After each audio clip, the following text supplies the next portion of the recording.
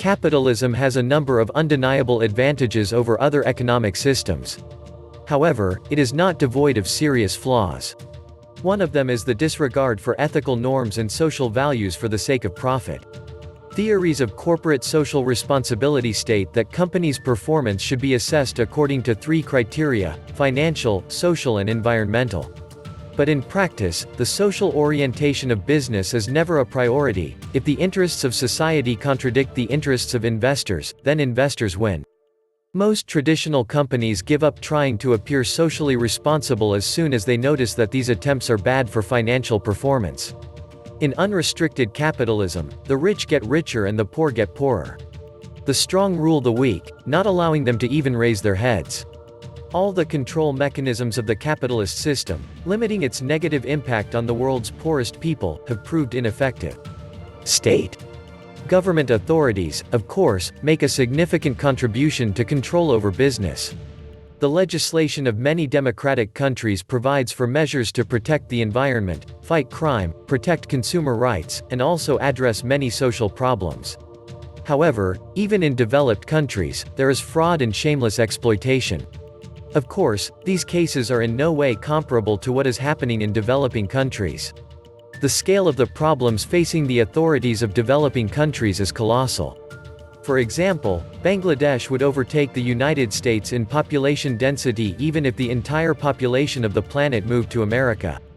Of course, the Bangladesh authorities have made some progress in the fight against child mortality and poverty, but numerous problems still remain unresolved. Typically, the main problems of the public sector are red tape, corruption, lack of professionalism and lobbying of interests. The state cannot solve the problem of poverty alone. Charity organizations. They distribute funds received from wealthy donors, implementing many projects that are important for society as a whole. However, the funds allocated to charity are insufficient to cope with disease, hunger, environmental pollution and the growing number of homeless people. Generosity has its limits. Often the flow of donations dries up precisely when the poorest people are most in need of help. International institutions. International institutions such as the regional development banks, the World Bank and the International Finance Corporation are committed to eradicating poverty and promoting global economic growth. At the same time, they combine the weaknesses of public authorities and the weaknesses of charitable organizations. In terms of the degree of bureaucratization and greed, they are comparable to state bodies, and they have in common with the non-profit sector limited budgets and inconsistent actions. Corporate social responsibility. Corporate social responsibility comes in two forms. The first is, do not harm people, but don't sacrifice profits, and the second is, do good, if you don't need to sacrifice profits for this. Any traditional company ultimately has to reckon with the demands of investors. Capitalism does not stand on ceremony with business, in which the interests of the investor are in second or third place. For them, only one indicator is of paramount importance: the return on investment.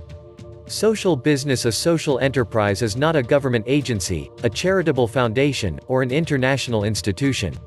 Such an enterprise resembles an ordinary commercial organization. It employs staff, manufactures and markets goods or services. However, the main task of such an enterprise is not to make a profit, but to solve certain social problems. The social enterprise does not sell products to itself at a loss or charity. This is the main difference between a social enterprise and a standard non-profit organization. The social enterprise business is profitable. However, the money earned is not sent to investors, but invested in business development, which allows helping more people. Like any other business, a social enterprise has investors, but they do not expect high returns. The social enterprise undertakes to return to investors only the funds that they have invested. There are two types of social enterprises. Companies dedicated to solving social problems, not making a profit. The owners of such companies seek to help society, not earn money. Profit-making companies owned by the poor. The social benefit of such an enterprise is that those in need are able to earn additional cash and lift themselves out of poverty. The social enterprise investors are foundations, international organizations, the state, as well as commercial companies seeking to benefit society. Among the latter, we can mention the French Danone group of companies, which is involved in the development of social business in Bangladesh. The first social enterprises appeared several centuries ago. For example, this is a network of cooperative stores opened in Great Britain by Robert Owen, 1771 to 1858. In the 19th century, workers in English mills were forced to purchase goods from shops owned by the owners of the mills. The prices in these stores were prohibitive. To make life easier for workers, Owen opened stores where products were offered at a price that was only marginally higher than the purchase price. These stores were the first cooperative retail outlets. Many of these cooperatives still exist today. Grameen Bank economics professor Muhammad Yunus often reflected in the 1970s about why so many people in his native Bangladesh are struggling to escape poverty. He concluded that the poor fell prey to the greedy usurers. One day he got into a conversation with a peasant woman who was selling bamboo chairs of her own making in the market. Yunus learned from her that she had to pay 10% a day for small loans for the purchase of materials. In addition, under the terms of the loan, the woman must sell her chairs to the moneylender, and at a price that he himself sets. Yunus interviewed other women in the village and found that the total amount they borrowed was less than 856 taka. Taka is the currency of Bangladesh, which equaled $27. Yunus paid off these debts and set about developing a mechanism that would allow women to free themselves from debt oppression. From the perspective of traditional banks, lending to the poor carries too high a risk of default. But Yunus decided to create a completely new type of bank focused exclusively on lending to the poor. Doing so required a reform of Bangladesh's banking laws. As a result of Yunus' efforts, the necessary laws were passed, and in 1983 the Grameen Bank opened in the country. Grameen Bank provides loans to the poorest people in Bangladesh. Since its inception, the bank has issued loans worth $6 billion, with a debt repayment ratio of 98.6%. Like conventional banks, Grameen Bank is a profitable enterprise, only incurring losses in 1983, 1991 and 1992. Thanks to the bank, more than two-thirds of its clients have been lifted out of poverty.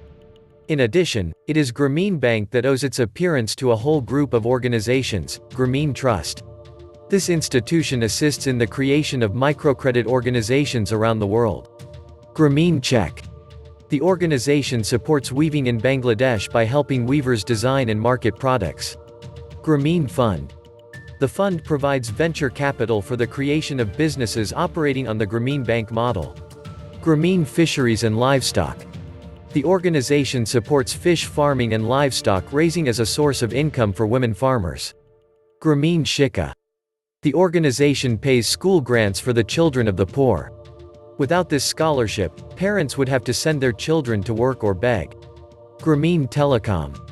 The enterprise opens up access to telephone services for the poor by providing mobile phones to female telephonists, who then let their fellow villagers use them for a fee. Danone Group of companies. The idea of cooperation between Grameen Bank and Danone came about in 2005 during a meeting between Yunus and the chairman of the board of directors and CEO of the Danone Group, Frank Ribu. The latter told Yunus that he would also like to contribute to the fight against poverty.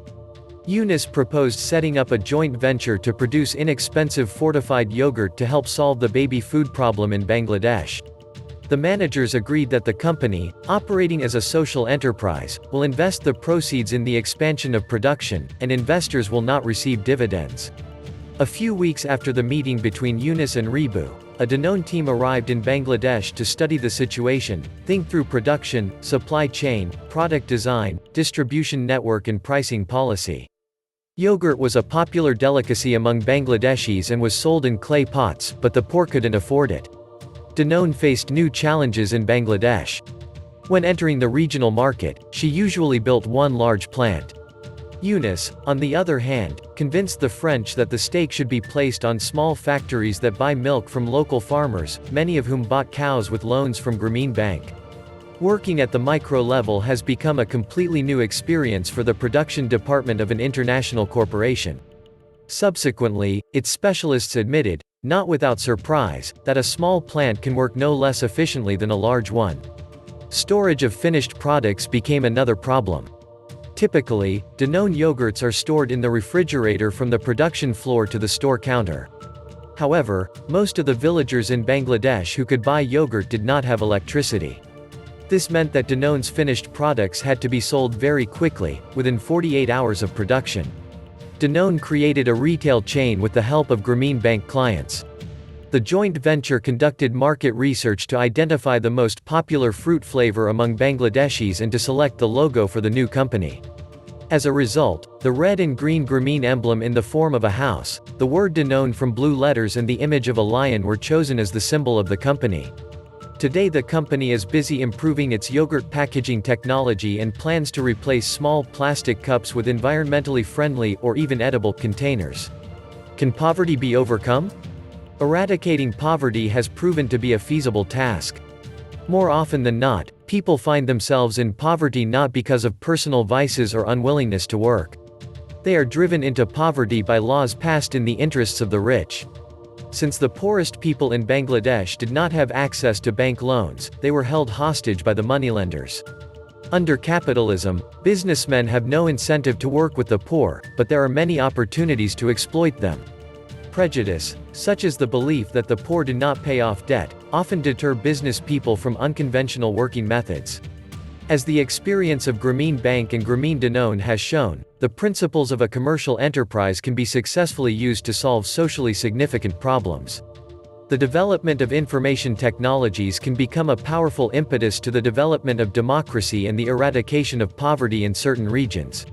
With the help of the internet, farmers in remote villages will be able to monitor prices in the market, eliminating the need to agree to the prices of local buyers. Today, in order to use a computer and the internet, you must have certain knowledge and skills. Knowledge of a foreign language also plays an important role, in particular, Chinese or English. However, IT professionals may in the future create programs that would allow users to get by with a minimal set of skills. With social enterprises, dreams of ending global poverty can become a reality. It is businesses that address social issues that can support economic development in poor regions that does not harm the environment. Thanks to their work, sooner or later the day will come when the problem of poverty will be available only in the historical museum. About the author Muhammad Yunus is the founder of Grameen Bank, a first-of-its-kind financial institution that microlends the poor. In 2006 he became the Nobel Peace Prize laureate.